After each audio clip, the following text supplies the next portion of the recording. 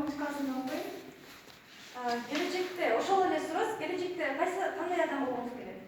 Ар бир кесип ардактуу дегенде мен келечекте доктор кесибин аркалагым келет. Себеби дегенде коом өнүккөн сайын оорулардын саны да көбөйүүдө. Ошол ооруган адамдарды ар кайсы оорулардан айыктырып, элге кызмат кылгым келет. Тилегиңиз ишке ашсын демекчибиз. Эми сизге ошол эле суроо.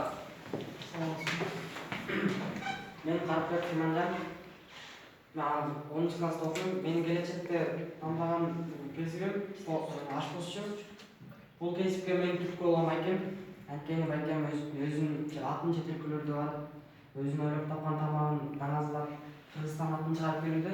Мен да ошол байкемди тартып мен да Кыргызстан атын чыгаргым келет. Маегиңизге чоң рахмат. Келечекте Кыргызды дүйнө жүзүнө тааныткан мыкты ашпозчулардан болуңуздарды тилейбиз. Азыркы учурда баардыгыбыз эле билим тармагына байланыштуубуз, баардыгыбыз эле мектептен билим алабыз, чоңдорубуз жогорку окуу жайдан билим алабыз. Ошол Кыргызстанда билим тармагы негизинен өнүгүп келе жатат, туурабы? Ошондой эле азыркы ошентсе да кичине бир мүчүлүштүктөр бар да. Ошол тууралуу мен биздин конокторго суроо бергим келип жатат. Саламатсыздарбы? Саламатсыздарбы? Сизге суроо бергим келип жатат. Ошол өзүңүздү тааныштыра кетсеңиз.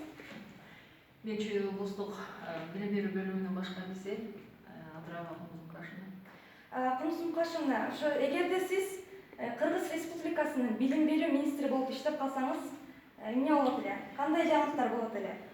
Мен эң биринчи жаңылык катары ушу Кыргызстан билим деңгээли боюнча негизи бардык рейтинг боюнча мындай аксап келебиз акыркы орундарда.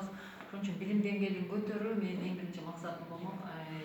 Билим деңгээлин жакшыртып, биздин бүгүнкү улан кыздарды мыкты жолго салуу керек болчу. Андан кийин мен мыкты мугалимдерди даярдоо, кадрларды жакшы эмеден өткөрүп, конкурстук оснований менен өткөрүп, эң биринчи ушу мугалимдерди биринчи эме кылып, андан кийин ушу билим деңгээлин жолго салат.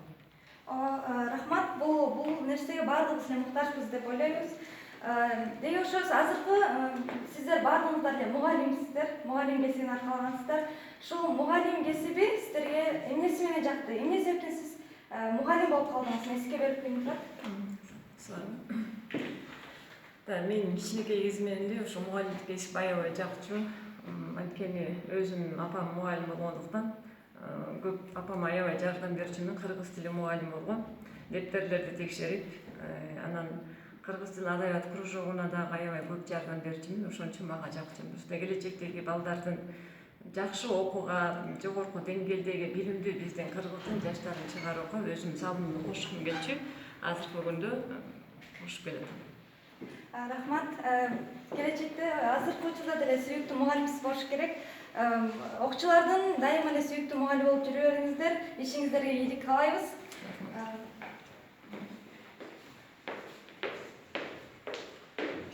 Манас атам сүйлөгөн, менин тилим улуу тил, ата журтта ийип тил, энекимдей сулуу тил демекчи. Азыр мен суроолорумду ушу кыргыз тили жөнүндө окуучуларга берсем, кыргыз тили жөнүндө кандай макалалар билесиз? Кыргыз тили гылымдары тарткан, эч ким аны жыга албай тарткан.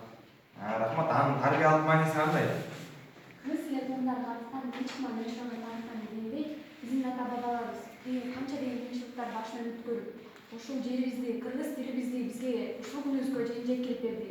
Ушул кыргыз тилин баптап, андан ары өнүктүрүп, андан кийин биздин кийинки муундарга өткөрүп берип, биздин парс деген Маегиңизге чоң рахмат. Ушу кыргыз тилин дүйнө жүзүнө тааныткан Чыңгыз Айтматов жөнүндө кандай чыгармалар билесиз? Чыңгыз Айтматов, Ак кеме, биринчи мугалим, Гүлсарат, Бетме-бет жана Ал чыгармалардын мааниси кандай, түшүндүрө аласызбы? Чыңгыз Айтматовдун чыгармалары негизи ошол убактагы, ошол мезгилдин согуш убактарын ошол Чыңгыз Айтматов өзүнүн чыгармаларында белгилеп кеткен да.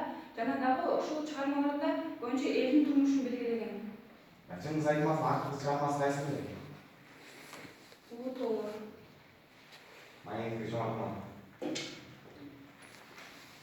Эфирибизди жыйынтыктап жатып, биз бул азыр Кыргыз Республикасында болуп жаткан көйгөйдүү маселелердин бирин көтөрдүк деп ойлойбуз. Бул маселе азыр ушуну менен эле токтоп калбайт, дагы да уланат.